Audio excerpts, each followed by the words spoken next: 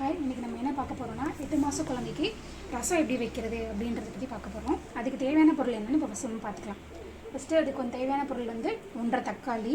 இப்போ நான் சைஸ் இப்போ சின்னதாக இருந்தாலும் நான் 1.5 தக்காளி எடுத்துக்கிறேன். உங்களுக்கு பெருசாக இருந்தால் நீங்கள் 1 தக்காளி எடுத்துக்கோங்க. 1.5 தக்காளி, 8 பல் பூடு, மீடியம் சைஸ் 8 பல் பூடு, அப்புறம் பெருங்காயம் நம்ம தேவையான அளவு தான் எடுக்க போகிறோம். அடுத்து வந்து அரை ஸ்பூன் ஜீரகத்தூள், 1/4 ஸ்பூன் மஞ்சள் தூள், 1 பிஞ்ச் பெப்பர்.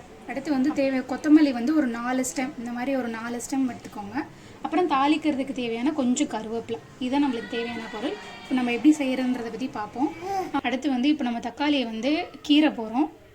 இப்போ வந்து தக்காளியை வந்து லைட்டாக 4 பக்கமும் கீறணும். தோலை மட்டும்தான் கீறணும் நீங்கள்.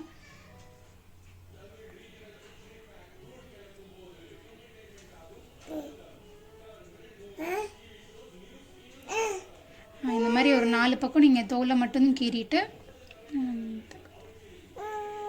இது நான் ஒரு பாத்திரம் எடுத்துக்கோங்க. அதில் இதை போட்டுக்கோங்க. அடுத்து இந்த பூண்டையும் போட்டுக்கோங்க, கொத்தமல்லி இதையும் போட்டுட்டு இது முங்குற அளவுக்கு தண்ணி ஊற்றிக்கோங்க. ஓரளவு உங்களுக்கு வேகணும். உங்களுக்கு எவ்வளோ அளவு ரசம் வேணுமோ அவ்வளோ நல்லா தண்ணி ஊற்றிக்கோங்க.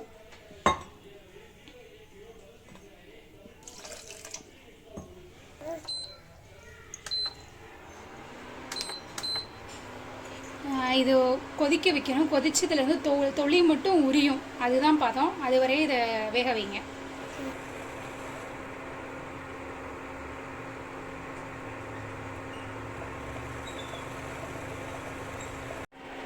பாருங்கள், இப்படி தான் வந்து தோல் உரிஞ்சிருக்கணும். இதை அப்படியே ஒரு 10 நிமிஷம் தனியாக எடுத்து ஆற வைங்க. இப்போ நான் தோலை உரிச்சுக்கிறேன்.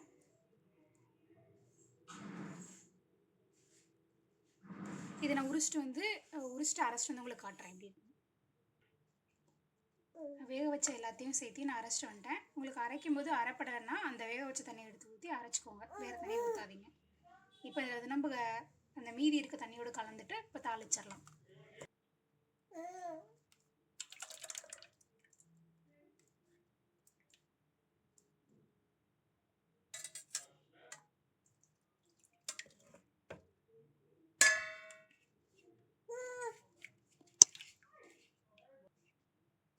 கலந்துட்டேன். இப்போ நம்ம வந்து தாளிச்சிடலாம். இப்போ நான் அரைச்சதை அடுப்பில் ஏற்றிருக்கேன். கொஞ்சம் சூடாகட்டும். நம்ம மஞ்சளை மட்டும் போட்டுட்டு தாளிச்சிட்டு வந்துடலாம். மஞ்சளை போட்டுக்கிறேன்.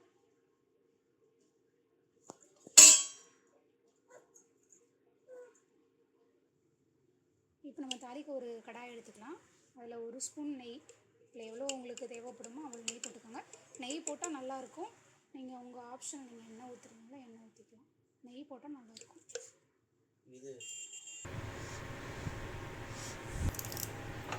இப்போ நெய் போட்டாச்சு. இப்போ கருவேப்பிலை போட்டுறேன். அது தாளியும் போதே இந்த வச்சுருக்க ஜீரகத்தூளும் மிளகும் போட்டுருங்க.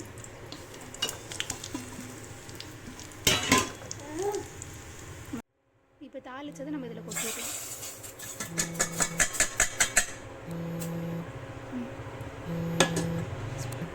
இப்போ தாளித்து கொட்டிக்கிட்டேன். இது நுரைச்சி வந்தோடனே இது நுரைச்சி வந்துருச்சு. இப்போ நம்ம இதை அமர்த்திடலாம். நீங்கள் பாருங்கள், பாப்பா ரசம் ரெடி ஆயிடுச்சு. இதில் நீங்கள் உப்பு வேணும்னா ஆட் பண்ணிக்கோங்க. நான் பாப்பாவுக்கு உப்பு கொடுக்குறதுல நான் உப்பு ஆட் பண்ணுறேன்.